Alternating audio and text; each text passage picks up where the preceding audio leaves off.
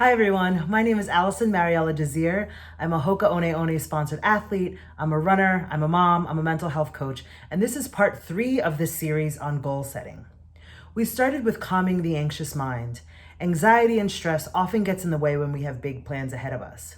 Then we moved on to our limiting beliefs, our negative automatic thoughts, those thoughts that play out in our mind over and over again and have the impact of affecting how we think, how we feel, and how we behave. And now, let's talk about goal setting.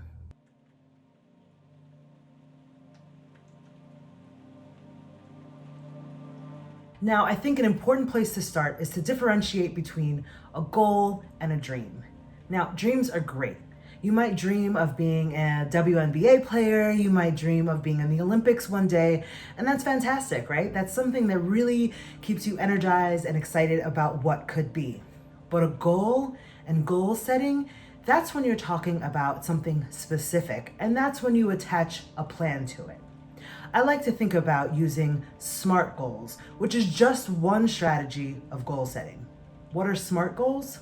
SMART stands for specific, measurable, attainable, relevant, and time-bound. So let's use an example. Let's say I want to go to graduate school.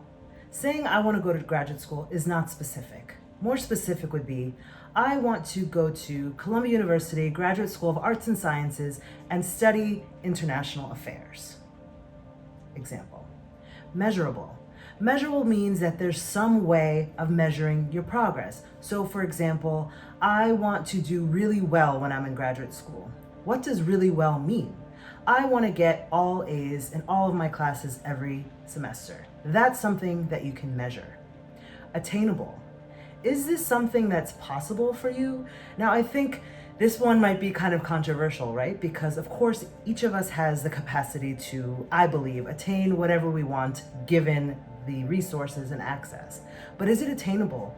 Is this a moment in your life when you are available to commit that time and energy? Are you a new mom and don't have enough support to provide all of that energy into your program? That's what we think about when we think about whether a goal is attainable. And it might just be, is it attainable in this moment? Relevant. Okay, so as you're going towards this goal of getting into graduate school at Columbia University Arts and Sciences, would it be relevant to start writing a book? That might be a whole other goal that you have. But in order to accomplish your goal, your first goal of getting into graduate school, writing a book is not within that at this time. Time bound. So that's where you put some metrics around what's the timeline for you to get there.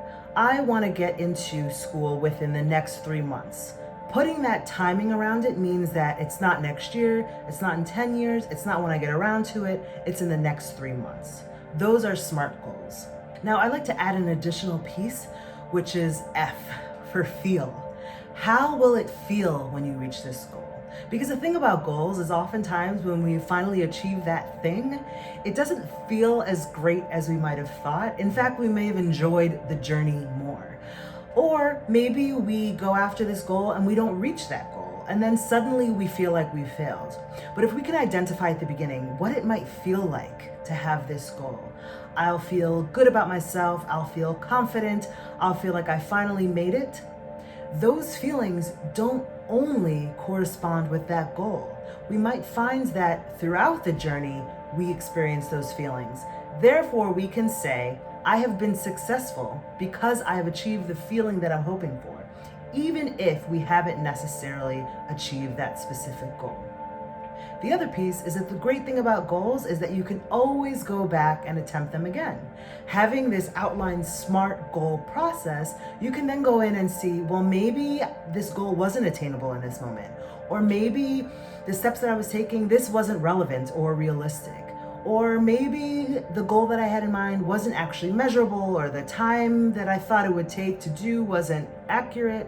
You can always go back, readjust. And in fact, I think many times that's what life is. Having goals, having dreams, adding a plan to them, readjusting, and starting again.